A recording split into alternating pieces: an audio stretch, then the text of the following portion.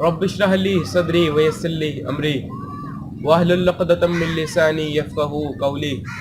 پیران پیر شیخ عبد القادر جیلانی غوث اعظم دستگیر کے والد کا سایہ تو جب آپ چھوٹی سی عمر کے تھے جبھی آپ کے سر سے اٹھ چکا تھا۔ آپ کی تعلیم و تربیت 18 سال کی عمر تک آپ کی والدہ ہی نہیں کی، اور آپ غیلان کے مختلف مدارس کے اندر اور دین کی تعلیم حاصل کرتے رہے۔ تو ایک دن آپ کاشتکاری کر رہے تھے تو بیل نے آپ کی طرف پیچھے مڑا اور ایک انسان کی آواز میں کہا، بھائی کس نے کہا؟ بیل نے کہا۔ کس کی آواز میں کہا؟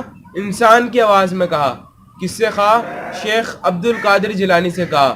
کیا کہا؟ بیل کہتی ہے کہ عبد القادر تجھے اللہ نے کاشتکاری کے لیے پیدا نہیں کیا اور نہ ہی تجھے اس کا حکم دیا۔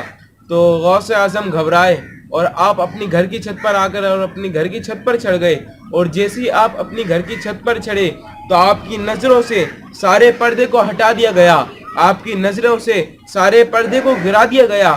آپ کھڑے اپنی گھر کی چھت پر ہیں، میدان عرفات میں حاجیوں کو دیکھ لیتے ہیں۔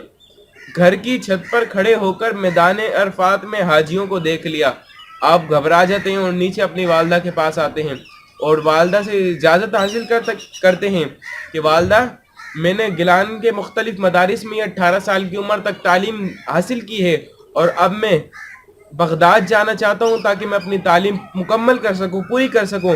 تو والدہ نے کہا کہ بیٹے کیا بات ہے، آپ یہاں کیوں نہیں کرتے، وہاں کیوں جانا چاہتے ہو؟ تو آپ کے ساتھ جو معاملات ہوئے تھے، جو مسئلے ہوئے تھے، آپ نے سارے اپنی والدہ کو بتا دیا۔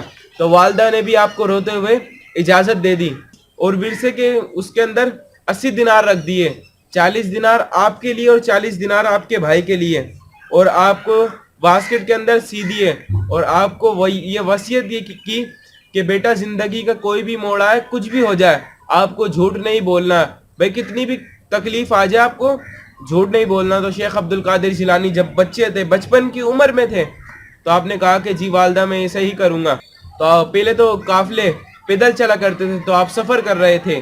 جب آپ سفر کرتے ہیں تو راستے کے اندر ایک جنگل سے جب آپ کا قافلہ گزرتا ہے تو آپ کے قافلے پر 60 ڈاکو حملہ کر دیتے ہیں اور قافلے کا سارا مال لوٹ لیتے ہیں، اور ایک ڈاکو آپ کے پاس بھی آیا ہے۔ کس کے پاس؟ شیخ عبد القادر جیلانی کے پاس آتا ہے اور کہتا ہے کہ بچے تیرے پاس کیا ہے؟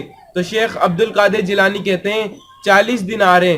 کہا کہ وہ حیران ہو گیا کہ بچہ ہے بول رہا ہے، اور ایسا تو کوئی بندہ ہم نے دیکھا ہی نہیں جو بتاتا کہ ہمارے پاس اتنا مال ہے۔ جو ڈاکو کا سردار ہوتا ہے تو اس کے پاس لے کے جاتا ہے، اور ڈاکو کو سردار کہتا ہے کہ بچے تیرے پاس کیا ہے؟ تو شیخ عبد القادر جیلانی کہتے ہیں کہ 40 دینار ہیں۔ کہا کہ کہاں پر؟ کہا کہ واسکٹ کے اندر۔ کہا کہ نکالو۔ شیخ عبد القادر جیلانی اپنی واسکٹ کے ٹانکے توڑ رہے ہیں، لیکن وہ ٹانکے نہیں توڑ رہے تھے، بظاہر وہ جو توڑ رہے تھے، جو لوگوں کو دکھ رہا تھا وہ ٹانکے توڑ رہے تھے، لیکن بظاہر ان کی کڑی کو جو جہنم سے جڑی ہوئی تھی توڑ کر جنت سے جوڑنے جا رہے تھے۔ تو اس نے کہا کہ بچے ایسی کیا چیز ہے کہ جس نے آپ کو سچ بولنے پر آمادہ کر دیا؟ تو شیخ عبد القادر جیلانی کہتے ہیں کہ جب قافلہ چلا تھا نا، والدہ نے کہا تھا کہ زندگی کا کوئی بھی موڑ آ جائے تو آپ کو اس پر جھوٹ نہیں بولنا، اور میں نہیں چاہتا کہ میں جھوٹ بولوں اور میری والدہ مجھ سے ناراض ہو جائیں، اور میں نہیں چاہتا کہ میری والدہ کو، میں اپنی والدہ کو میں ناراض کر دوں۔